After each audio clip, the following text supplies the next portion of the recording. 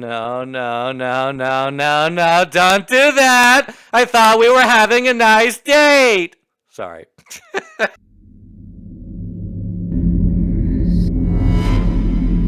Obsession is starring Michael Johnston as Bear, the sort of anti-heroic hero of the story, but more on that later. He's desperately crushing on his friend Nikki, played by the sensational Indy Navarrete. And he's also got, another friend played by Cooper Tomlinson. His name is Ian. And there's a fourth friend, Sarah, played by Megan Lawless. These four all work at the same music store, and they hang out, and they go to trivia bar nights and things like that. And after one of their recent trivia bar nights, where Nikki made it clear that she's putting in her 2 weeks' notice at the music store because she wants to go on and be a writer of a love story, not a romance, Bear drives her home, and Bear has gotten a gift for her from one of those mystical crystal stores, the type that sell tarot cards and that kind of thing. It's called a one-wish willow. Supposedly you break it and you get one wish and the wish comes true. Bear drops Nikki home, and he gets the perfect opener because she says, "Do you like me? If you do, now's the time to tell me." And even then he fumbles it because he says, "Oh, I think we're good friends." And you're just like, oh man, Bear, come on, dude. Now, Bear at first seems like a relatable guy in the sense that, maybe not to this degree, but at least at the beginning of the movie, we've all been some version of this character.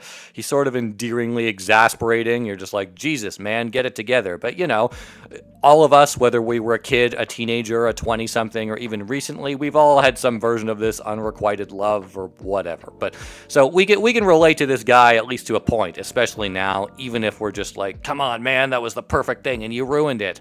And he knows he ruined it too. So as Nikki is leaving, he takes out the one-wish willow, which he forgot to give to her, and in a moment of very understandable human weakness, but he says, "I wish that Nikki Freeman, would love me more than anyone in the fucking world."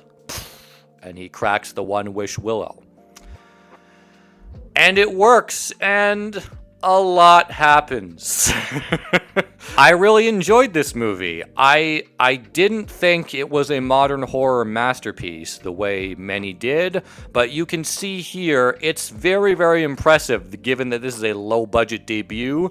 At no point does this feel like a low-budget debut. You're never thinking in the back of your mind, oh, they had less than $1 million.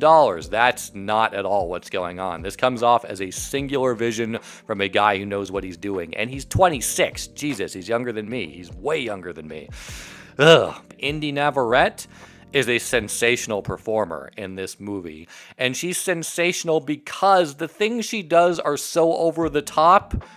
And they don't come off as over the top. I mean, they come off as crazy in the movie, but her acting is not over the top in the sense that she is selling all of this. And that's an incredible feat that it's almost,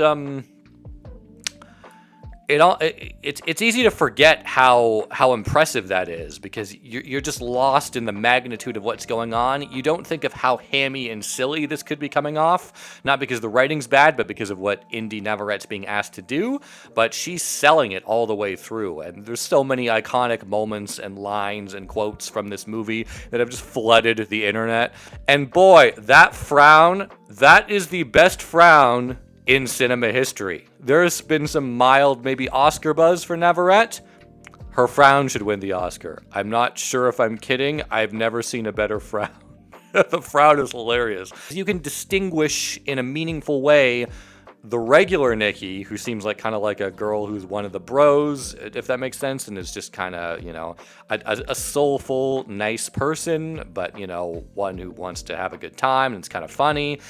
And the Wish Nikki, who is this construct of the Wish, who is just utterly, at Bear's beck and call to a degree that, beyond pathological. It's insane. Bear is an interesting character too, because again, we can see ourselves, especially in the beginning of the movie, as in this kind of like, endearingly yet exasperatingly pathetic guy who's got a crush, got the unrequited love of youth. We've all been there in one form or another, but the degree to which he takes it, he can be forgiven at the beginning for not knowing that the wish was going to work, of course, because why would you think that? He can even be forgiven for not realizing that the wish had worked, but at least at the beginning. But after a while, it's not only clear he knows the wish worked, it's clear he knows the degree to which the real Nikki is suffering. And he doesn't seem to care. I mean, it's almost like he's willing to sacrifice not only his own happiness, but the sanity of his friend, just for this idea of a life. And that's a very disturbing thing. And what's great about his villainy is that it's not only is it very vanilla villainy, but it sneaks up on you. It's almost like you don't notice it until you can't not notice it. And it all kind of crystallizes when Bear says to the girl who's unmistakably the real Nikki, not the wish creation Nikki, "What's so bad about being with me?" And that line is more disturbing than some of the horror. In fact, this movie is scary, but it didn't terrify me. And it's startling. You know, when Sarah got her face smashed in with a brick, that startled me. It was scary, but it's not terrifying. But it still has a way of sticking with you, this movie, and it's because the moral implications of what's going on, what it says about the loss of autonomy and maybe self in relationships and things like that, and you know, the lengths one will go to achieve the idea of what one wants, even if you're sacrificing yourself, your sanity, and the literal sanity of other people in the process. That's almost more disturbing than the horror, and it has a way of burrowing into your brain. So while I didn't love this movie, I know a lot of people did, I did really, really like it, and I admired it a lot.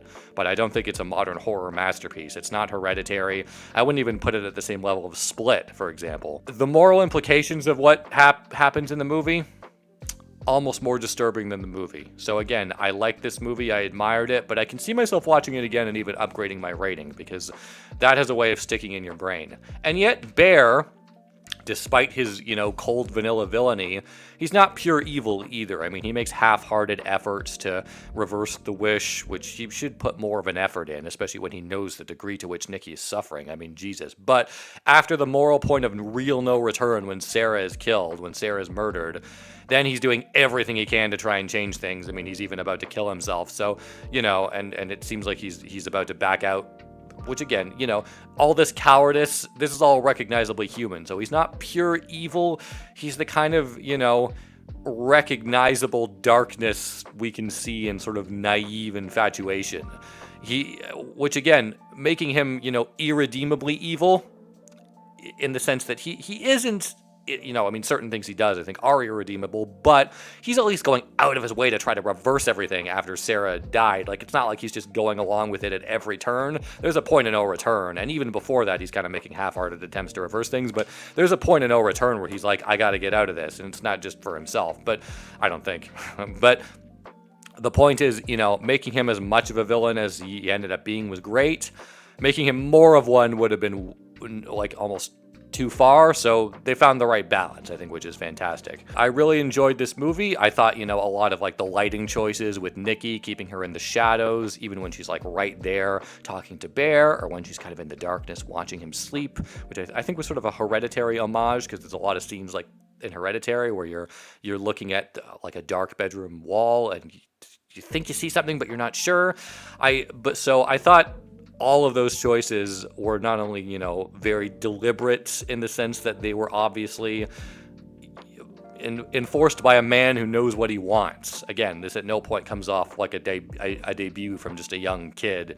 You know, it comes off like the vision of a guy who knows exactly what he wants, which is great. I absolutely recommend this. I'm excited to see what else Curry Barker does, Indy Navarrete. I'm excited to see what all this cast does, and I'm really, really excited to see, you know, new voices smashing through the doors and getting themselves noticed. I think that's great. Very solid 3 out of 4 for Obsession. Maybe I'll upgrade my rating later, but I still highly recommend it. And yeah, absolutely worth checking out. Like and subscribe to the channel if you want more, and thank you so much for watching. I appreciate it. Okay, bye.